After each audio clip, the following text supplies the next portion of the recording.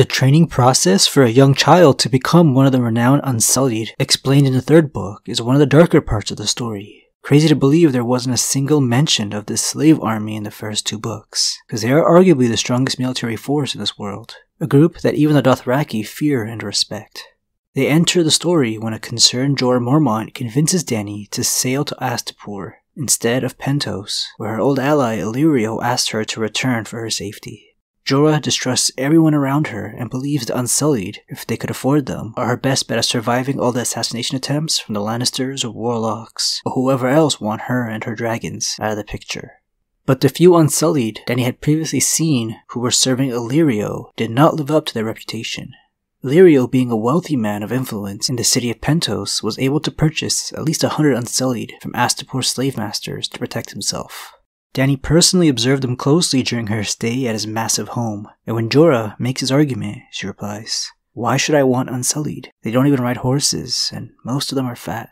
Fat is never a word any Unsullied are described as in the lore, or with the 8,000 that eventually followed Dany. But Jorah goes on to explain, "The Unsullied you may have seen in Pentos and Myr were household guards, that's soft service, and eunuchs tend to plumpness in any case. Food is the only vice allowed them. To judge all Unsullied by a few old household slaves is like judging all squires by Arstan Whitebeard, your grace.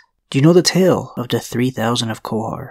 I'll get into the 3,000 of Qohar story later, but the fat Unsullied that watch over Illyrio remind us of the side effects of the forced castration that completely removes all male genitalia. If they aren't producing any testosterone, body fat will increase instead of nutrition transforming into muscle. The plump Unsullied are just as perfectly robotic as the seasoned fighters. Might be a bit slower though."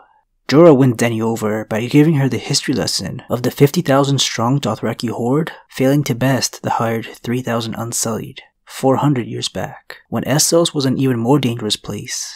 Daenerys had been against the idea of buying followers to join her cause for the Iron Throne, and even more against purchasing slave fighters. Her moral code wouldn't allow it. But even if she was cool with slavery, Westeros had a long history resenting the concept of owning a person. It's a huge taboo in the Seven Kingdoms, and something that led to Jorah's exile.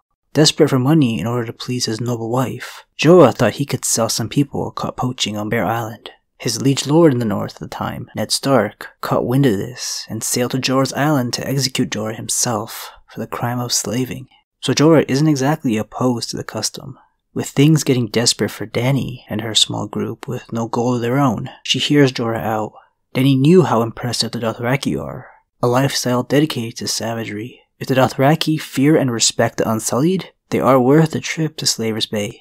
During what is now called the Century of Blood, for how chaotic the power struggle was in Essos after the Valyrians were wiped off the continent, the Dothraki rode into western Essos from further east for the first time to take advantage of the missing dragons. Dragon riders were a thing of the past. Primitive warfare was back in style. Instead of training their own citizens, a lot of cities in Essos just hire armies. That's exactly what a city called Qohar did during the Century of Blood. With a large bloodthirsty Khalasar approaching, 2 sellsword companies were hired, and as almost an afterthought, 3,000 Unsullied were purchased. Though the Unsullied would save the city, the leader's last-minute decision barely pulled through. The Khalasar made to the city first and dominated. Out of the 50,000 Dothraki, only half were horse-riding fighters. The 2 sellsword companies ran before complete defeat. Instead of continuing on and sacking the city when night came around, the Khal decided to return to camp and celebrate the victory with drinks and a feast. While thinking the city is theirs, the Unsullied finally arrived after the long trip from Astapor. They would be ready for when the Dothraki would inevitably return the next day for the sacking. While even being vastly outnumbered, they can still outperform opposition because of their technique they use to fight and defend, something called lockstep. They would march forward while staying close as possible to their fellow Unsullied, shields up, spear forward, similar to what we see in the movie 300 with the Spartans. The Dothraki are all brawn and no brains, because when they saw the 3,000 standing in front of Qohar with round shields raised, they just charged forward all on horseback, instead of trying to come up with any strategy whatsoever. The Khalasar attacked directly over and over until 12,000 of the riders fell, including the Khal, his sons, and his blood riders. The Unsullied stayed true to their formation, despite the scariest of foes screaming at them, with arrows hailing from above. After 18 direct attacks, the Dothraki gave up, though only 600 of the 3,000 Unsullied stood standing after the day's battle. Days later, a new call leading this group of Dothraki returned to Qohar, not to fight, but to admit defeat by each fighter cutting off his braid and throwing it in front of the remaining Unsullied. A long braid symbolizes no defeats for a Dothraki, and cutting it off after a loss is a shameful display for them, but also a respect thing. This exploded the popularity and repute of the Unsullied throughout all of Essos. The lockstep fighting style was something taken from ancient times, an ancient empire that preceded Slaver's Bay. The Unsullied brought it back. From the Century of Blood to the current story, the city guard of Qohar is entirely comprised of Unsullied, but they are given a little addition to their normal military attire. The uniform is purposely light and non-distinguishing. Wouldn't want your robots to have personalities. Their unique characteristic is a spiked cap that they receive when passing training. The Unsullied purchased for Qohar, since the 3000, have a braid of human hair attached to their spear to immortalize that victory. Daenerys would never match the number of soldiers in the Seven Kingdoms with her remaining small weak group of Dothraki.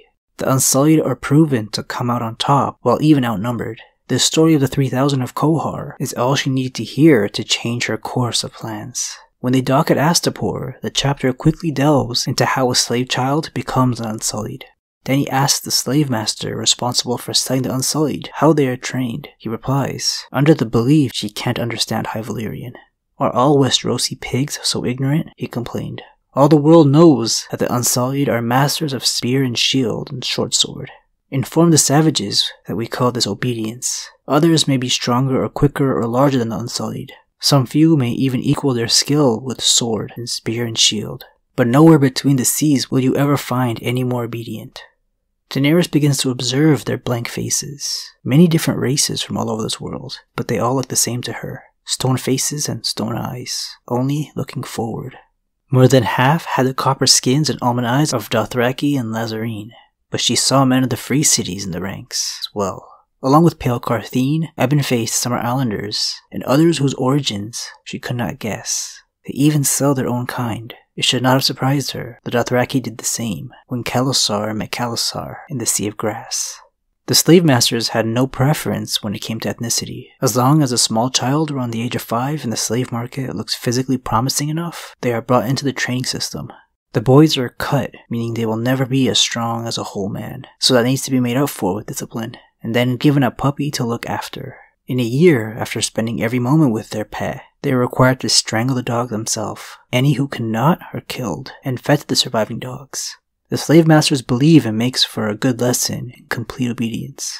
The training begins at the age of 5, with intensive workouts, from light till dark. The children who can't keep up with running all day, climbing mountains at night, or walking across burning coals are immediately killed. It doesn't get more psychotic in this world, with how accepted this brutal custom is.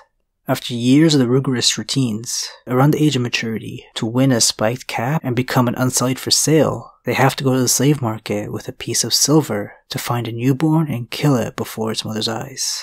The slave masters believe this makes certain that there is no weakness in them even after years of breaking them down. Few ever fail this test. More 6-year-olds are unable to put down their pet dogs in comparison. To demonstrate their obedience and lack of fear, the master removes one of the Unsullied's nipples with his own blade. The Unsullied doesn't even flinch. It's explained that a concoction made by the Astapori, called the Wine of Courage, is given to an Unsullied from the time they are castrated that numbs their body to pain. It's made from exotic plants and creatures, and eventually they feel less and less with each meal that they drink it with. Who knows what other sensations it numbs, and the horrible long-term side effects. The slave masters will do anything to create the perfect soldier. The Unsullied are not even allowed to own their own belongings beside their weapons. Living with nothing makes them immune to have urges to plunder in the battlefield, and the castration leaves them uninterested in raping the innocent after a victory. No names are given to the children, and if they ever had any before the slave trade, they are quickly left in the past. Each day, one is to draw names from an empty cask in the morning to call themselves. One part of the temporary name being a color and the other a type of vermin. The masters believe it reminds them that by themselves they are vermin. They end up with names like Red Flea or everyone's favorite Unsullied, Grey Worm. All this information begins to overwhelm Dany and even Barristan Selmy, who has seen it all in his countless battles and his time beside the Mad King. When they've heard everything there is to know, she inquires on how much are currently for sale. 8,000 trained await purchase in Astapor, while many young still undergoing the testing to see if they're worthy of carrying the Unsullied name. They are only sold by unit, either 100 or 1,000 soldiers. The master says, once we sold by the 10 as household guards, but that proved unsound. 10 is too few. They might mingle with other slaves, even freemen, and forget who and what they are. Keeping their reputation strong is important to the masters, so Dany trades Drogon for all of them, and orders them to kill every master they see. The Unsullied have no issue with killing former owners, and even killing themselves if tasked to do so. They are then set free, but everyone decides to follow Dany, who liberated them. One thing that isn't shared with Dany, however, is the details behind their secretive religion. Some call their goddess the Lady of Spears, but the only thing Grey Worm shares is that her true name and belief system belongs to those who have burned their genitals upon her altar. It seems like they do things to keep themselves pure in her eyes, but won't share the specifics with anyone who isn't Unsullied. A nice tie-in to the word unsully, to be cleansed of in order to avoid impurity. The Unsullied brought down the slave city Astapor, though it did go to shit after. Game of Thrones conveniently cut out how bad it got from this show, but it wasn't the Unsullied keeping the city safe from attacks from the likes of Dothraki raids. If you remember, half the Unsullied were Dothraki slaves before the training. It would be against their best interest to kill their best customers, especially when they also hand out gifts every time you ride by, in old partnership with some of the most cruel groups in the story. In fact, the other two slaver cities of Slaver's Bay have no issue with the Dothraki like the rest of Essos. Each of the 3 cities are known for a unique specialty in slavery. Astapor the Unsullied, Yunkai, bed slaves, and Meereen, the richest and most powerful within Slaver's Bay, known for the fighting pits. Each city happy to welcome a Khalasar after they ravage a city and take the defeated into the slave markets. We have no backstory on the lives of any of the Unsullied, but we get to learn the names of 2 under Dany's service. This is thanks to little 10-year-old Missandei. Game of Thrones makes us forget how young this character is actually written as. When Missandei was taken from her peaceful island Nath, she wasn't the only one. 3 of her brothers were also taken into the slave trade. All 3 selected to become Unsullied, but only 2 survived the grueling training. One of the surviving 2, Massador, dies while on patrol in Meereen during the 5th book. He, along with a partner on patrol, were ambushed by the Sons of the Harpy with some falling rocks. The second brother, Marcellin, is still alive and well. He's been tasked with commanding a fighting group while in Meereen. So Dany either has a bias because of how much she likes Missandei, or he's a capable fighter in his own right. Likely the latter, because he is a trained Unsullied. I believe there are others who revert back to their birth names after Dany frees them. Some preferred not to be referred to as vermin for the rest of their liberated lives. Just none are memorable. Well, for me at least. I do remember one beginning to call himself Hero. Kinda cool, I guess. Too soon to see the impact that freedom has on the 8,000 plus. But Grey Worm is establishing himself as a thinking human, no longer mindless as he serves on Meereen's council. And some are frequenting brothels just to have someone hold and comfort them. Signs of subtle changes. This might be the last group of Unsullied ever to live in this world, with Astapor in ruins and all the Unsullied freed now. The origins of the order isn't given to us, but it's not hard to imagine. Slave masters over the centuries, adding more and more evil antics to create the perfect guard dog. Hope I didn't ruin your day with this depressing lore. A child slave mentally and physically abused to transform into the ideal soldier for the wealthy. I'll see you guys next week with something else to talk about.